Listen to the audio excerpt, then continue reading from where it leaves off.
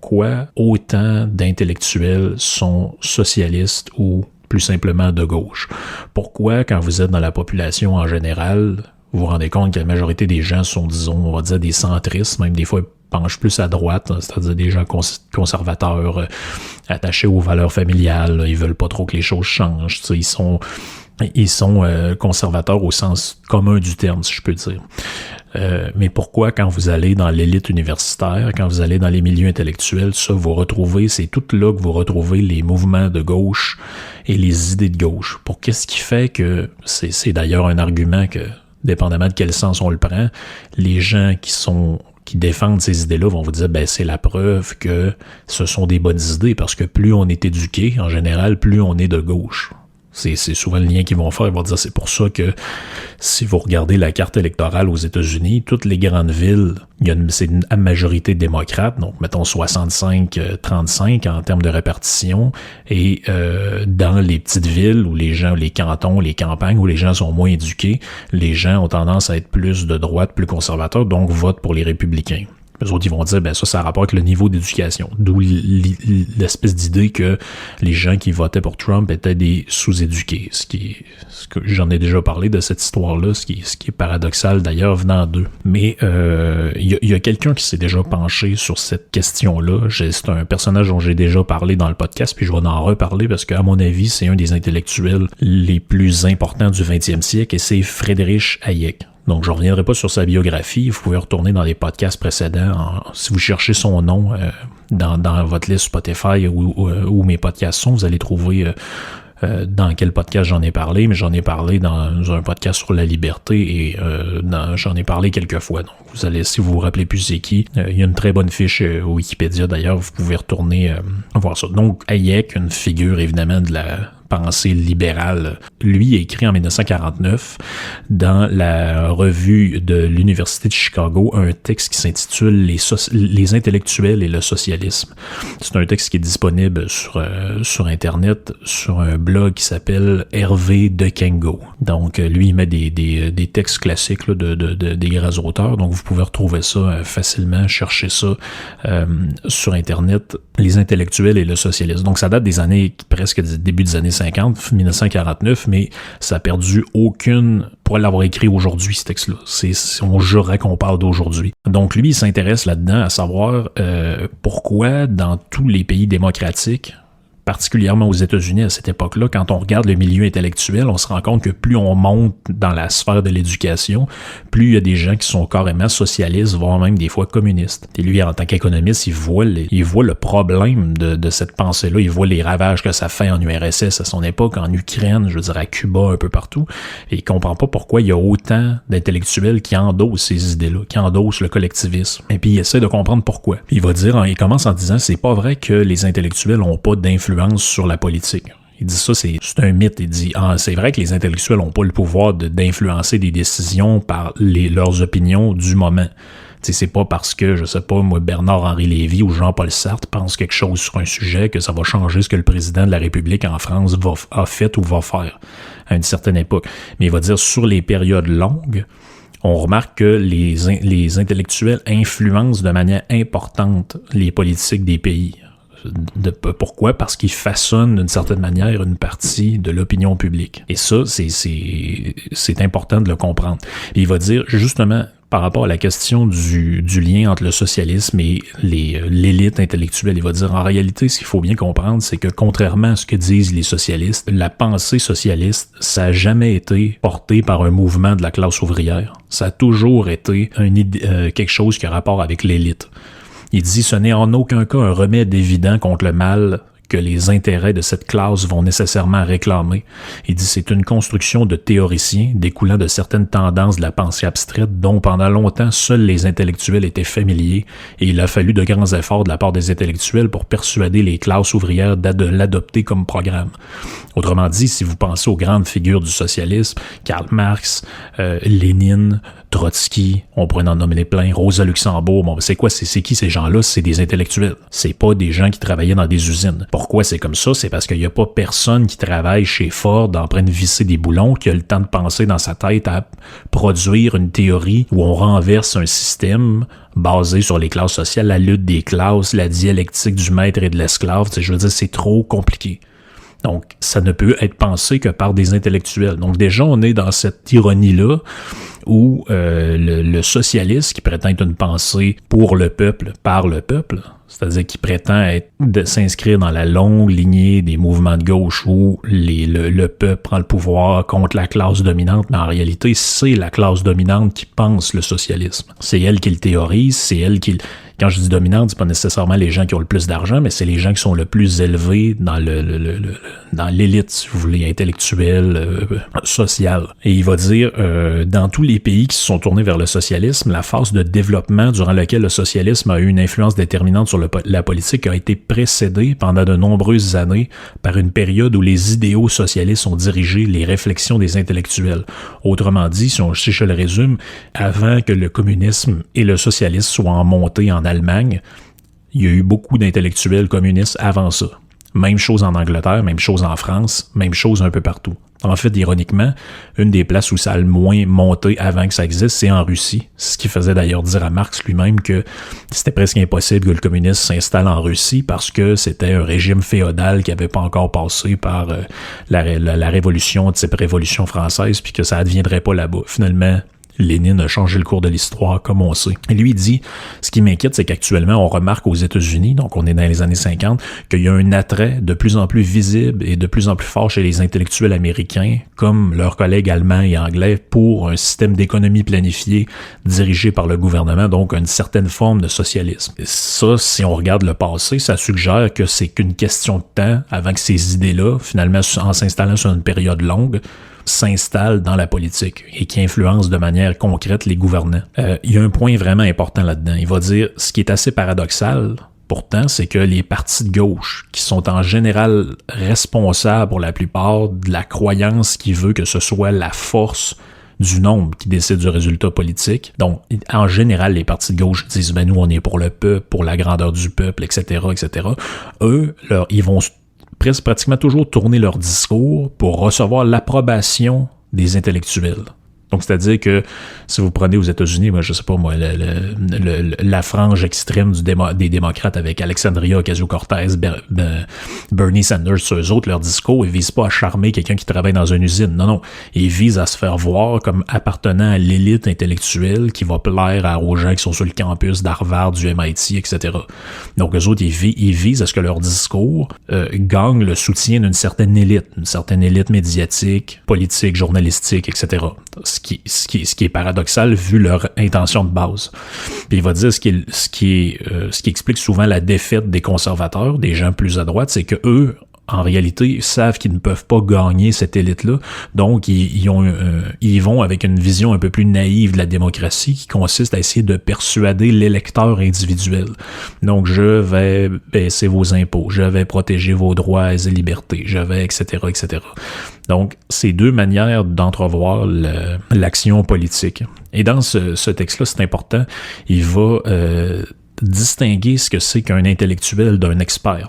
Il va dire, il y a une confusion là-dedans. Un expert, c'est quelqu'un qui fait, mettons, sa médecine, puis il se spécialise en, je sais pas moi, neurochirurgie, puis il connaît par cœur le fonctionnement du cerveau, ses implications avec tel et tel médicament, etc., etc.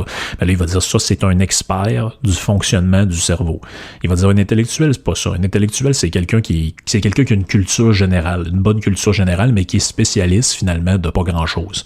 Puis il dit, en général, les profs universitaires de sciences sociales sont des intellectuels et non des experts. C'est-à-dire que, oui, ils ont peut-être une petite spécialisation dans un sujet de recherche X, mais leur rôle dans la société, c'est de s'exprimer sur X et Y problèmes. Il va dire, l'intellectuel typique n'a pas besoin de posséder une connaissance spéciale quelconque, ni même d'être spécialement intelligent pour jouer son rôle d'intermédiaire dans la diffusion des idées. Ce qu'il qualifie pour ce travail est la vaste étendue de sujets sur lesquels il peut s'exprimer immédiatement par l'écrit ou par la parole, ainsi qu'une position ou des habitudes qui lui permettent de se familiariser avec des nouvelles idées avant ceux auxquels il s'adresse. Donc il dit, dans cette classe-là, parce que c'est qui là, finalement ces gens-là? C'est pas juste les professeurs d'université, il dit c'est les journalistes, les enseignants, les ministres, des conférenciers, des publicitaires, ça peut rentrer les commentateurs de radio, des écrivains de fiction, des dessinateurs, des humoristes, des artistes. Il dit tous ceux qui sont passés des maîtres dans la technique de transmission des idées, mais finalement, qui souvent ce sont plus des amateurs. Il dit, ils sont passés maîtres dans la technique de transmission des idées, mais ne sont le plus souvent que des amateurs en ce qui concerne la substance des idées qu'ils transmettent. Autrement dit, pensez à tous ces gens qui sont des activistes de l'environnement, ils connaissent absolument rien là-dedans, ils savent pas ce que c'est que le CO2 fait dans l'air, puis c'est des incultes en matière scientifique, mais ils sont des activistes de protéger Gaïa, faire ci, faire ça. Il va dire, ben ça, c'est ce que c'est qu'un intellectuel versus un expert. Mais il va dire, cette classe qu'il appelle, lui, les intellectuels, il dit ça comprend aussi des professionnels, comme par exemple certains scientifiques, des médecins, qui, au travers de leur travail habituel du monde de l'écrit, véhiculent des nouvelles idées qui sont hors de leur propre domaine et qui, en raison de leur grande connaissance de leur spécialité, sont écoutés avec le respect par la plupart des autres. Autrement dit, pensez à un genre d'Hubert Reeves. Hubert Reeves est souvent prononcé sur plusieurs dossiers de société, ou à un genre d'Albert Jacquard. Non, Albert Jacquard, je pense que de formation, c'est un biologiste. Ben, il s'est prononcé maintes fois sur l'éthique, sur toutes sortes de sujets, la F1, qu'est-ce qu'on devrait faire avec les voitures à essence. Donc, quand il fait ça, il est en dehors, comme Reeves, il est en dehors de son champ de compétences. En fait, c'est pas qu'il sait rien là-dessus, c'est qu'il là, il est plus dans les souliers d'expert, mais dans les souliers de l'intellectuel. Autrement dit, quand Reeves écrit un livre sur l'environnement, il est pas en train de parler de son nom d'expert, mais de son nom d'intellectuel, qui, avec ses connaissances de scientifique, s'est intéressé à un sujet qui, a priori, n'est pas le sien. Mais pourquoi on accorde la crédibilité à ces gens-là? À cause de leur statut initial d'expert. Pensez à ce qu'on voit là, présentement pendant la COVID. Il n'y a pas personne qui est formé sur cette maladie-là de manière précise. Mais là, on va faire venir un pharmacien, mettons, puis on va dire, ben écoutez, la pharmacienne, puis les gens vont dire, ah oui, c'est une pharmacienne, elle connaît ça. Sans doute qu'elle connaît pas plus la COVID que n'importe qui d'autre. Mais comme elle a une formation d'expert dans un domaine, on va considérer son point de vue par rapport au sujet de la COVID comme étant supérieur à celui de quelqu'un qui serait pas pharmacien. Bon, on comprend l'idée. Là, Hayek va dire, ben, en parallèle de ça, vous avez la personne ordinaire, l'homme ordinaire. Lui, qu'est-ce qu'il fait? Il dit, ben, il y a peu de choses que l'homme ordinaire apprenne sur les événements ou les idées en dehors de la médiation de la classe des intellectuels. Autrement dit, les intellectuels, c'est comme une classe qui fait le tremplin entre les experts et les gens ordinaires. Donc, si on simplifie, il y a des gens qui font des études très poussées sur l'environnement, des bio-ingénieurs de toutes sortes de formations, des physiciens, des spécialistes de l'environnement, eux autres qui pondent un rapport, ça s'appelle le rapport du GIEC. Bon, les journalistes disent qu'ils lisent le rapport ou lisent le rapport. Je lui donne le bénéfice du doute, vous en parle et vous avez accès au contenu du rapport via l'intermédiaire d'un intellectuel qui s'est donné la peine ou qui s'est fait croire de s'être donné la peine de l'avoir lu et vous transmet l'information. Donc c'est ça que Hayek essaye de mettre de l'avant. Autrement dit, la barrière qui existe entre les gens ordinaires et le monde du savoir. Il va dire, ce qui est encore plus drôle là-dedans, c'est qu'en dehors de notre domaine de travail, donc même la personne qui est, je sais pas moi, microbiologiste, en dehors de la microbiologie, elle aussi peut être une personne ordinaire. Parce qu'elle aussi, pour connaître les sujets dont elle n'est pas expert, elle va se fier aux intellectuels qui vont répandre les idées. Il va dire, ce sont des intellectuels dans ce sens qui décident, dans le sens de qui décide quelles idées et opinions doivent nous être enseignées, quels faits sont assez importants pour être donnés, sous quelle forme et de quel angle ils doivent être présentés. Puis là, il donne un exemple. Il dit, il est particulièrement significatif pour notre problème que chaque spécialiste peut probablement donner plusieurs exemples dans son domaine qui ont une réputation populaire non justifiée de grands scientifiques uniquement parce qu'ils ont des idées politiques progressistes. Ça, je continue avec la prochaine citation, puis je vais donner un exemple concret que vous compreniez après. Il dit, c'est le cas encore plus de nos jours. Il dit « Il est désormais probable que c'est un intérêt précoce pour les plans socialistes de réforme qui a conduit les gens à choisir la profession d'économiste. Pourtant, ce ne sont pas les idées prédominantes des experts, mais les idées d'une minorité, le plus souvent de réputation douteuse au sein de leur profession, qui ont été adoptées et diffusées par les intellectuels. Par exemple, vous pensez, mettons, je sais pas, on dit souvent, le prix Nobel d'économie Joseph Stiglitz. Bon, ben, Joseph Stiglitz, c'est qui? C'est un économiste de gauche, là, très interventionniste, disons, social-démocrate, pour pas dire socialiste, dans la théorie économique, dans les théories économiques. Ces idées-là, ils font pas du tout consensus, là. En général, le libre marché, la loi de l'offre et la demande, ça, c'est ce qui est reconnu dans la science économique. Pourtant, quand on vous présente Stiglitz, on vous dit que c'est un des plus grands économistes. Pourtant, il n'est pas vu à l'intérieur de l'économie comme un économiste incroyable. Il est vu simplement comme une genre de version réactualisée d'une espèce de John Maynard Keynes, là, de l'économie telle qu'elle était pensée par les sociaux-démocrates des années 60-70. Mais il est présenté comme tel et reçoit des prix en rapport avec ça parce qu'il est vu dans le monde des intellectuels, c'est-à-dire les médias, les intellectuels de gauche, les universitaires, comme un grand économiste, parce qu'ils voient en lui un économiste qui justifie leurs idées à eux. Donc, c'est un grand économiste. C'est pour ça qu'on en entend parler, que cette personne a une réputation, mais si vous allez voir des vrais économistes sérieux, eux, ils vont dire « Ouais, Joseph Stiglitz, c'est tel que tel. » Et là, ils essayent de se demander pourquoi ces idées-là ont fait autant de chemin. Pourquoi le socialisme fait autant de chemin partout, alors que des fois, c'est même contraire aux intérêts des gens. Là, il dit, c'est spécial parce que même si une entreprise est dans les mains d'hommes d'affaires qui, eux, ont un intérêt capitaliste, on peut voir à l'intérieur de ces entreprises-là, notamment, par exemple, des médias. Pensez à, je sais pas moi, Québécois. Bon, mais PKP a intérêt à ce que le Québécois, ça fasse de l'argent. Donc, mais pourtant, on lit dans les journaux plein de monde qui sont à gauche tout, puis il faut taxer les riches, il faut imposer des impôts, tout ça, ce qui devrait être contraire à l'intérêt du propriétaire. Là, il va dire, des journaux qui appartiennent à des capitalistes, des universités qui ont une direction conservatrice, des radios, des TV qui appartiennent à des gouvernements conservateurs. Il dit, tous ces exemples-là, c'est drôle. Quand on les regarde, on s'aperçoit qu'ils influencent l'opinion publique dans la direction du socialisme. Pourquoi? Parce que telle est la conviction du personnel, donc des intellectuels qui sont là à l'intérieur. Il dit, c'est souvent produit de manière insidieuse, mais peut-être même à cause des tentatives des gens au sommet de contrôler l'opinion et d'imposer leurs propres principes, donc souvent en réaction à ce qui est donné.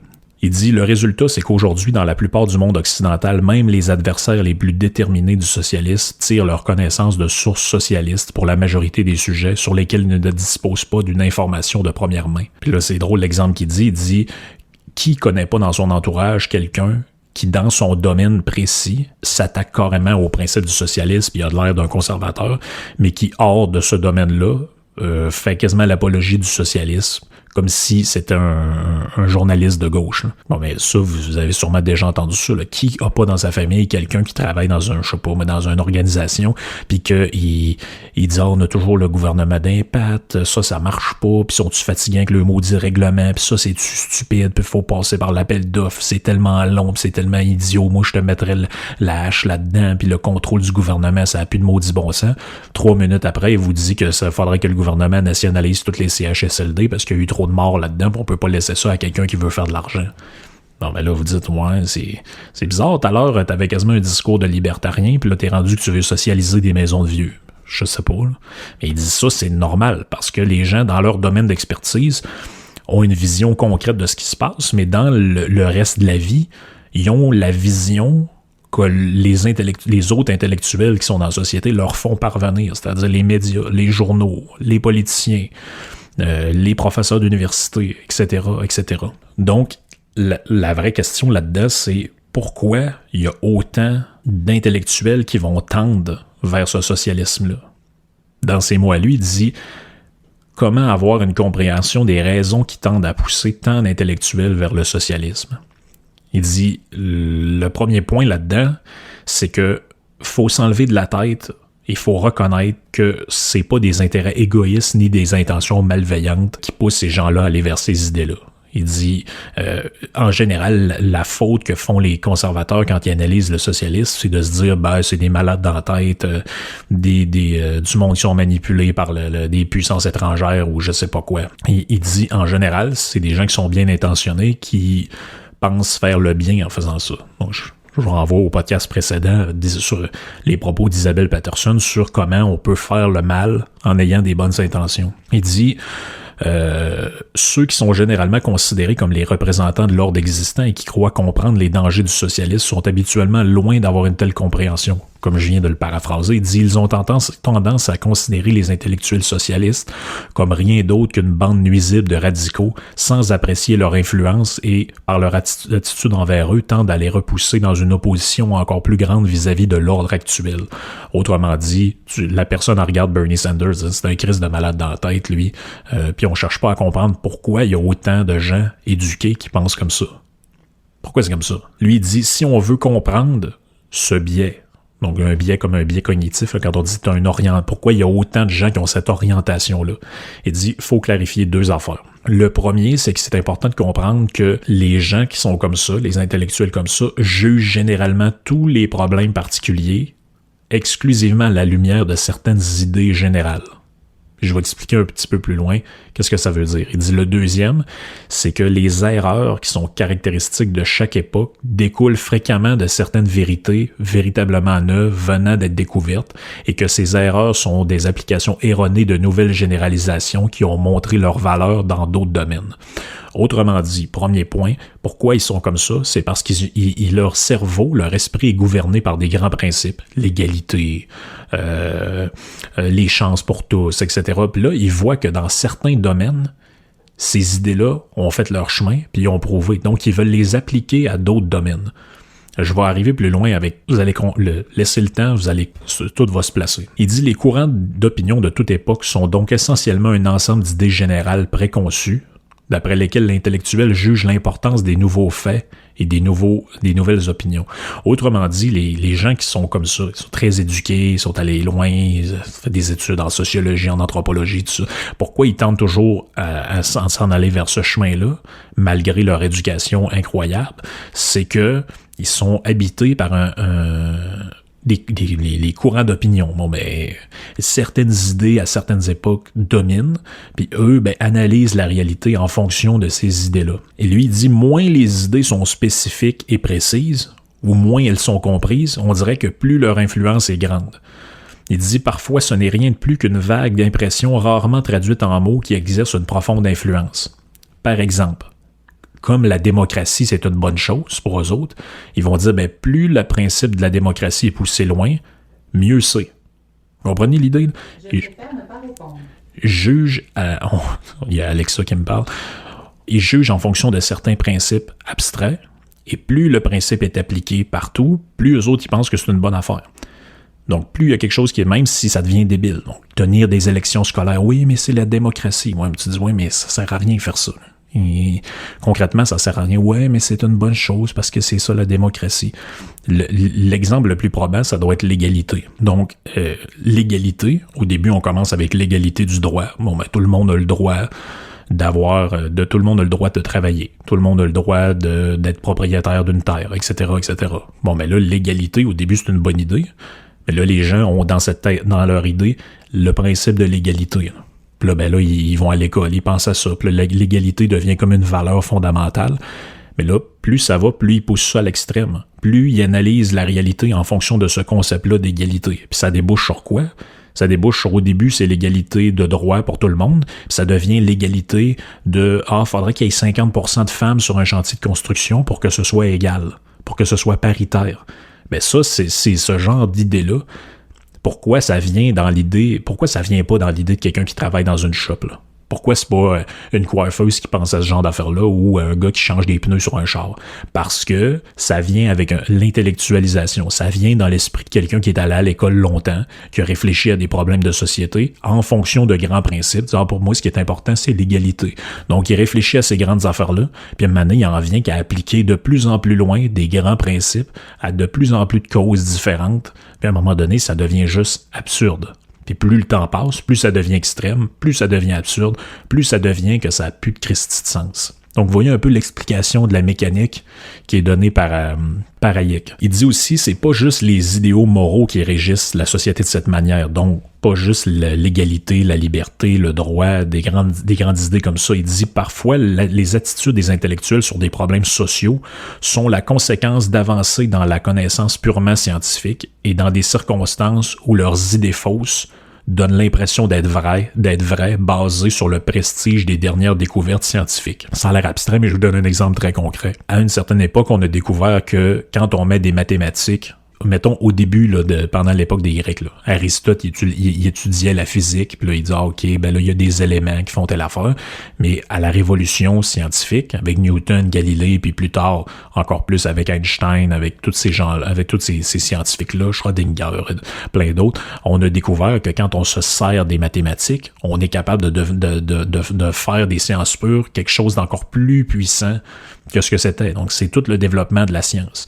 Il va dire, ben, le problème, c'est que comme les mathématiques ont fait leurs preuves avec les sciences dures, il y en a qui ont pensé que on pouvait faire des sciences molles, entre guillemets, de vraies sciences, en utilisant la méthode scientifique.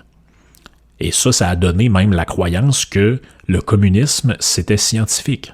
Quand vous lisez Karl Marx, lui, il pense que le socialisme, c'est scientifique. Puis qu'en fonction des grandes tendances, la baisse tendancielle du taux de profit, puis toutes sortes de Christie de patentes dont je veux même pas vous parler parce que ça va juste nous amener trop loin, mais lui, il va dire, ben, l'avènement du socialisme, c'est inévitable, c'est comme quelque chose qui est scientifique en fonction du sens de l'histoire. Donc, puis ça existe encore aujourd'hui. Hein. Faire de la sociologie sur des trucs complètement pétés, mais comme on a mis des statistiques puis des tableaux, on pense qu'on fait de la science. Mais ça, c'est pas c'est pas de la folie qui vient de nulle part. Ça vient de l'idée que comme les sciences pures, en utilisant les mathématiques, ont eu des grands résultats, si on utilise les mathématiques pour les sciences molles, on va en faire des sciences pures. Mais ça, je veux dire, ça peut amener à toutes sortes de dérives. Ce qui nous amène à la grande question que je posais au début. Bon, il va dire là-dedans, c'est vrai qu'en général, c'est les hommes les plus actifs, les plus intelligents, les plus originaux au sein des intellectuels qui penchent le plus fréquemment vers le socialisme, alors que ses adversaires sont d'un calibre inférieur. Il dit, le fait que les professeurs les plus brillants et ayant le plus de succès aujourd'hui ont plus de chances d'être socialistes, alors que ceux qui ont des idées plus conservatrices sont fréquemment médiocres. Ça, c'est, je veux dire, si vous regardez, mettons, le paysage intellectuel, toute époque confondue, vous allez vous rendre compte qu'on dirait que presque tous les grands noms sont des socialistes, là. Je veux dire, en partir de Marx jusqu'à Rosa Luxembourg, puis là, Albert Camus, Jean-Paul Sartre, Simone de Beauvoir, tous ces intellectuels-là qui ont marqué le 20e siècle, Freud y compris, tous ces gens-là, il y avait des penchants vers le socialisme. C'est très rare. Faut faire vraiment un travail de fouillage comme j'ai fait comme je fais, mais j'essaie de vous entertainer avec ça dans le podcast pour trouver des auteurs qui sont vraiment des auteurs conservateurs ou qui ont des idées plus à droite. C'est vraiment dur de les trouver parce que soit l'époque leur a pas fait de place, soit ils ont littéralement jamais existé. Donc lui, il va dire pourquoi c'est comme ça. Pourquoi c'est comme ça? Faut trouver une explication. Il va dire c'est un facteur en soi qui conduit la jeune génération vers le camp des socialistes. Donc ça devient un mécanisme qui s'entraîne. Donc quand vous allez à l'université, ben vous voulez avoir les meilleurs profs, mais sauf que le meilleur prof, lui, c'est comme ça qu'il pense. Donc, il va vous entraîner un peu dans ses idées, puis là, ça devient comme un genre de cercle vicieux. Puis il dit, ben les socialistes, eux, comme je l'ai dit au début, ils voient une preuve que les personnes les plus intelligentes sont destinées à devenir socialistes. Et donc, un intellectuel qui est pas de gauche, c'est comme un intellectuel un peu de seconde zone, si on peut dire. Puis, ça, c'est vers la fin du texte, il dit « La sélection du personnel chez les intellectuels est aussi très liée à l'intérêt prédominant qu'ils montrent pour les idées générales et abstraites. Les spéculations sur la possible reconstruction totale de la société donnent à l'intellectuel une place bien plus à son goût que les considérations plus pratiques et à court terme de ceux qui ont pour but une amélioration faite petit à petit de l'ordre existant. En particulier, la pensée socialiste doit en grande partie l'attrait qu'elle exerce sur les jeunes à son caractère visionnaire. Le courage même de s'adonner à la pensée utopique est à cet égard une source de force pour les socialistes et dont le libéralisme traditionnel manque fâcheusement. Autrement dit, puis ça je pense que c'est génial dans le texte d'Hayek d'avoir mis le doigt là-dessus, son idée c'est que pourquoi il y a autant d'intellectuels qui tendent vers le socialisme, c'est simple. C'est que quand on est jeune, quand on a un esprit vif, qu'est-ce qu'on veut? Tu sais, la fameuse phrase « Ah oui, on a jasé pendant toute une soirée, on a refait le monde. » Mais ça, cette phrase-là n'est pas anodine. C'est que quand vous allez, puis je le sais, c'est un peu mon parcours à moi, quand vous allez à l'université, puis vous lisez des trucs sur, je sais pas moi, Marx, l'analyse du capitalisme, la révolution, c'est quelque chose qui stimule beaucoup plus l'esprit que lire quelqu'un qui fait l'apologie de la société traditionnelle, puis que, tu sais, vous comprenez où je veux en venir avec ça. L'idée de la révolution stimule le cerveau. Et l'idée de refaire le monde, de tout sacré à terre, c'est un peu ça aussi qui attire dans l'idée de la décroissance. C'est cette espèce d'idée-là qu'un autre monde est possible, qu'on peut dépasser le capitalisme, qu'on peut changer de paradigme, qu'on peut changer de modèle. Puis ça, quand vous êtes jeune, puis vous êtes vif d'esprit, c'est très attirant. C'est beaucoup plus attirant qu'un quelqu'un qui arrive avec des bas bruns puis un suit gris, puis qui vous dit « Ouais, là, ce qu'on va essayer, c'est de faire le déficit zéro, puis de baisser vos impôts, puis de vous donner un petit peu plus de liberté en abandonnant telle loi. » Bon, mais ça, c'est pas très sexy. Ce qui est sexy, c'est la révolution, c'est changer de société, transformer nos modes de vie,